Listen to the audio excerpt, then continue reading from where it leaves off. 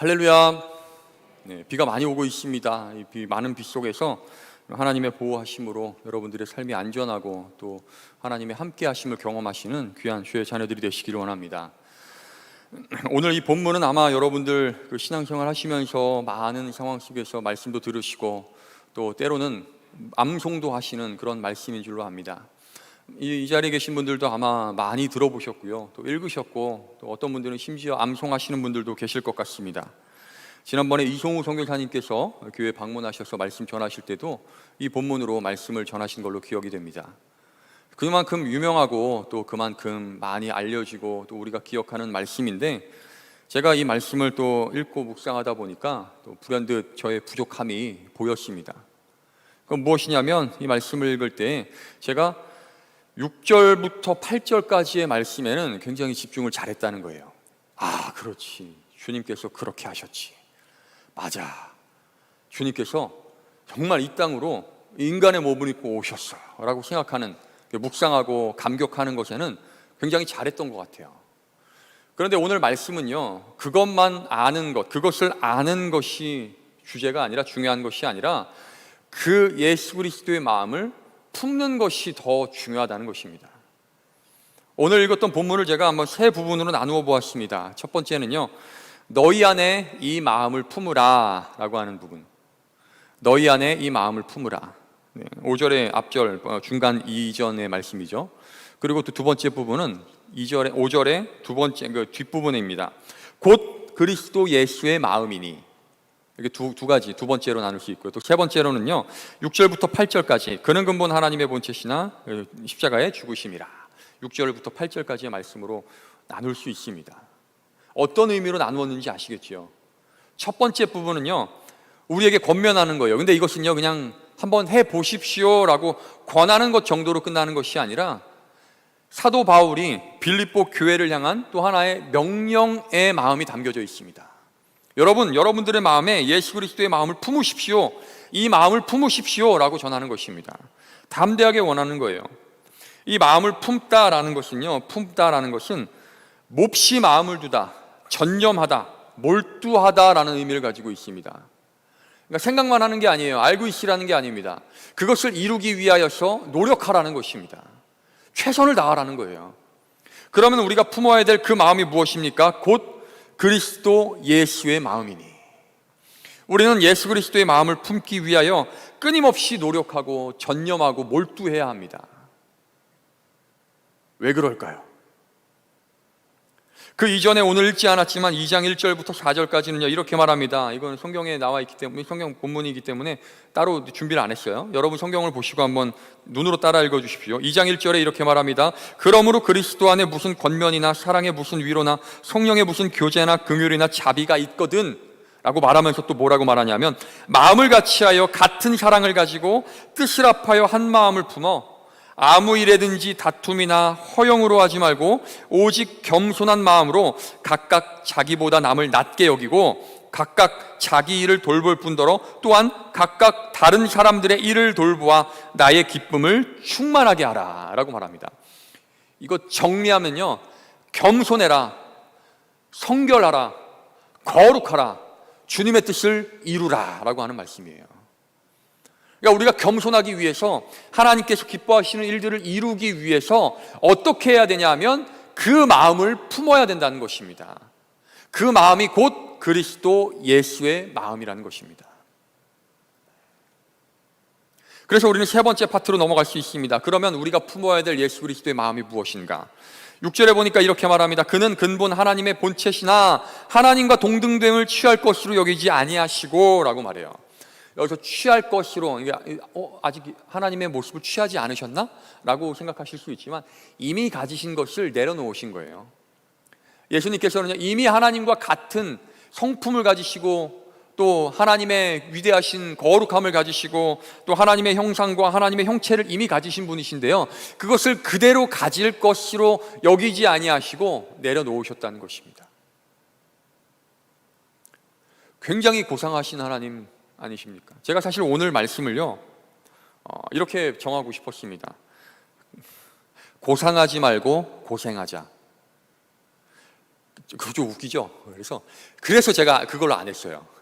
너무 장난치는 것 같아요. 지난번에도 제가 약속하신 하나님, 약속하신 하나님이라는 제목을 정해보았는데 생각해보니까 왜 말씀 제목을 가지고 내가 장난을 쳤나, 너무 말장난 같다라는 생각이 들어서 그냥 이렇게 이 마음을 품으라 라는 제목으로 정했는데, 여러분 그냥 이렇게 한번 고백은 해보았으면 좋겠습니다. 고상하지 말고 고생하자. 따라서 한번 고백하겠습니다. 고상하지 말고 고생하자. 왜냐하면 예수님께서 그렇게 하셨기 때문입니다. 누구보다도 고상하고 누구보다도 고귀하고 거룩하고 아주 높은 곳에서 자, 우러러 보십시오. 나를 봐라. 찬양해라. 나를 높이라. 이렇게 말씀하실 수 있는 분이신데요, 그 자리를 내려놓으시고 이 땅으로 오셨다는 것입니다. 무엇을 하시기 위해서요? 우리를 사랑하시기 위해, 우리를 구원하시기 위해, 우리에게 그 사랑을 표현하시기 위해 내려오셨다는 것입니다. 저 윗자리에서 이렇게 하십시오, 오십시오 이렇게 말씀하시면 우리가 그분의 그 능력이 우리에게 어떻게 이루어지겠습니까? 우리가 어떻게 그 마음을 받아들이겠습니까? 야고보서에서도요, 야고보가 이렇게 말했습니다. 야고보서 2장 16절에 보면 이렇게 말합니다. 너희 중에 누구든지 그에게 이르되 평안히 가라, 덥게 하라, 배부르게 하라 하며 그 몸에 쓸 것을 주지 아니하면 무슨 유익이 있으리요? 높은 자리에서, 고귀한 자리에서, 고상한 자리에서 여러분 힘들죠? 식사 좀 하십시오. 춥죠? 옷 좀 입으십시오. 힘들죠? 좀 쉬십시오. 이렇게 말하는 것은 아무 의미가 없다는 것입니다. 오히려 그 아랫자리에 내려와서 내 것을 나누어 주는 거예요. 배고프시죠? 식사하십시다. 추우시죠? 이 옷 좀 걸치세요. 힘드시죠? 제가 이거 한번 해결할 수 있도록 노력하겠습니다. 이게 바로 예수님께서 우리에게 보여주신 사랑하심과 또 우리에게 허락하여 주신 구원의 모습이라는 것입니다. 그런데 이것은요, 남는 것을 주신 게 아니에요. 내 빵이 2개가 있는데 하나는 드릴게요. 2개 중에 하나 좀 크네요. 내 빵이 200개가 있는데 하나 드릴게요. 내가 옷이 100벌이 있는데 잠바 하나 드릴게요. 이게 아니고요, 하나밖에 없는 것을 내어주시는 것이 바로 예수 그리스도의 사랑이라는 거예요. 그것이 바로 우리를 향한 하나님의 사랑하심, 이 땅에 그 모든 하늘의 보좌를 내려놓으시고 오신 예수 그리스도의 뜻이라는 것입니다. 우리가 품어야 될 마음이요, 바로 그러한 마음이라는 것입니다. 여러분 고상하지 말고 고생하시기 원합니다. 주님의 마음을 품으시기 원합니다. 이 말씀을 묵상하면서 한 가지, 제 모습이에요. 이거는 누구를 탓하고 누구를 손가락질하는 게 아니라 제 모습이에요. 내가 아뿔싸, 아차 싶은 모습이 있었습니다. 아차 싶은 말씀이 있었어요. 마음에 팍 떠오른 거예요. 누가복음 10장에 보면 자비를 베푼 사마리아인의 비유가 등장을 합니다. 여러분 아실 것입니다. 아주 좋은 말씀이지요. 이 말씀을 보면요, 예수님께서 비유로 말씀하신 것이지만 실제 있었던 사건은 아니에요. 비유로 말씀을 하셨지만 이 말씀이 다르게 다가오더라고요. 다른 마음으로 다가오더라고요. 이 말씀에 보면 누가복음 10장 30절에 이렇게 말합니다. 예수께서 이르시되 어떤 사람이 예루살렘에서 여리고로 내려가다가 강도를 만나매 강도들이 그 옷을 벗기고 때려 거의 죽은 것을 버리고 갔더라 라고 말합니다. 예수님께서, 이거 비유예요. 실제 사건은 사실은 아니에요. 그런데 이 환경은 실제 환경입니다. 예수님께서 말씀하신 예루살렘에서 여리고로 내려가는 길이요, 실제 있었던 길이라고 합니다. 예루살렘은요 좀 높은 고지대에 있었습니다. 반대로 여리고는 좀 낮은 지대에 있었어요. 그리고 여리고라고 하는 그 지역에는 참 신기하게도 하나님을 섬기는 제사장들과 레위인들이 많이 거주하는 도시였다고 해요. 그래서 예루살렘에서 여리고로 내려가는 길 가운데 지나다니는 제사장들 혹은 레위인들, 성전을 섬기는 사람들은 쉽게 만나고 쉽게 볼 수가 있었다는 것입니다. 예수님께서 하신 이 말씀들은 비유이지만 실제로 있을 법한 일이라는 거예요. 그런데 이렇게 말하죠. 예루살렘에서 여리고로 내려가다가 라고 말해요. 그러면 어디에서 출발해서 어디로 가던 사람입니까? 네, 아무도 대답을 안 해주실 줄 알았어요. 예루살렘에서 여리고로 가는 거예요. 예루살렘에서 여리고로 내려가다가. 자, 그러면 중요합니다. 31절에 보면 이렇게 말해요. 마침 제사장이 그 길로 내려가다가 그를 보고 피하여 지나가고. 자, 그러면 이 제사장은 어디에서 출발해서 어디로 갔을까요?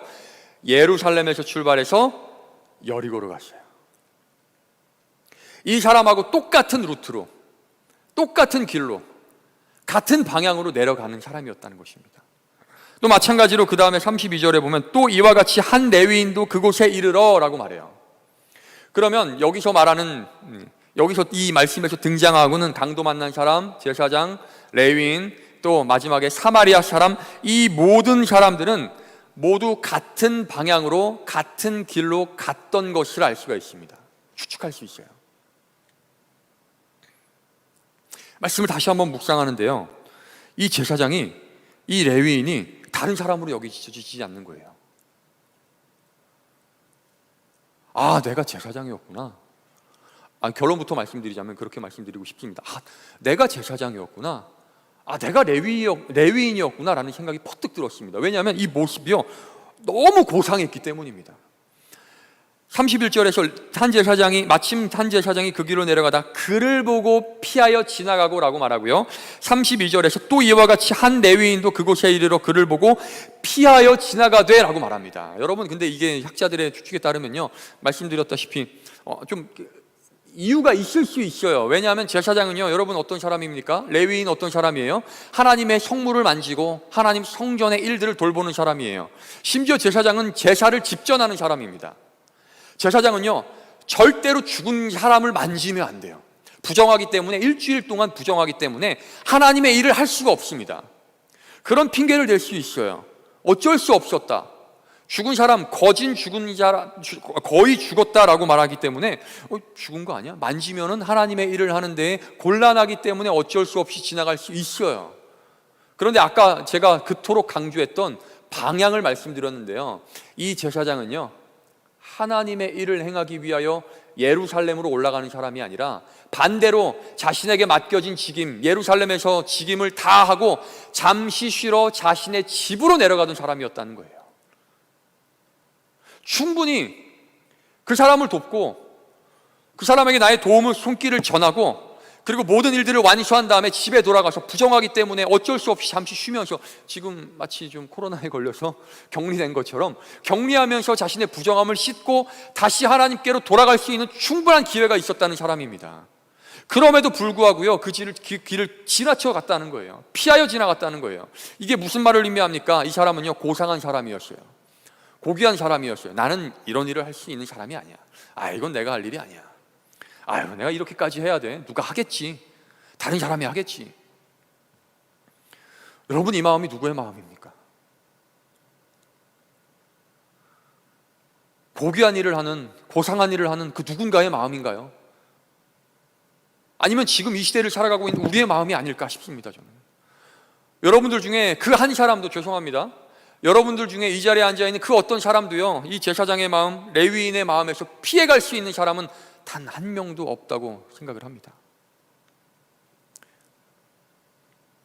여러분, 우리들이 품어야 될 마음은요, 예수님께서 보여주신 마음입니다. 아까 말씀드렸다시피 예수님께서 보여주신 마음은요, 높은 자리에서 한번 올라와 봐. 내가 힘줄게, 응원할게, 힘내라, 힘내라, 박수치면서 응원하고 올라오길 기다리시는 주님이 아니라 우리를 누구보다도 가장 가까이에서 이해하시고 공감하시고 돕기 위해 인간의 몸을 입고 이 땅에 오신 주님이십니다. 사마리아 사람이요, 바로 그 모습을 보이는 거예요. 33절에 보니까 어떤 사마리아 사람은 여행하는 중 거기 이르러 그를 보고 불쌍히 여겨, 34절에서 가까이 가서 기름과 포도주를 그 상처에 붓고 싸매고 자기 짐승에 태워 주막으로 데리고 가서 돌보아 주니라. 누가 예수님의 마음을 품었습니까? 누가 예수님의 사역을 따라 행하였습니까? 사람들이 그토록 손가락질하였던 사마리아 사람이에요. 저희 사마리아 저 족속들은 되지도 않을 족속들이야. 저 사람들은 구원도 없고 다 저주받을 족속들이야. 저 사람들은 다 필요도 없는 사람들이야. 그렇게 손가락질하고 무시하고 짓밟던 사람이 오히려 예수 그리스도의 마음을 품고 주님의 일을 행했다는 것입니다. 반대로요, 누구보다도 예수 그리스도의 마음을 잘 알고 행하고 나누고 전하여야 되는 제사장들, 우리들, 예수님을 믿는다고 하는 그리스도인들, 그 사람들이 오히려 예수님의 마음을 외면하고 다른 길로 돌아갔다는 것입니다. 우리가 그 잘못된 길에서 돌이키기를 원합니다. 우리의 삶이 잘못된 길에서 돌이켜서요, 주님의 길로 나아가게 되시기를 원합니다. 그리고 우리들이 해야 될 일이 무엇입니까? 여기서 예수님께서요, 이 질문을 했던 율법 교사의 마음을 아주 정반대로 비틀어버리는 답변을 하세요.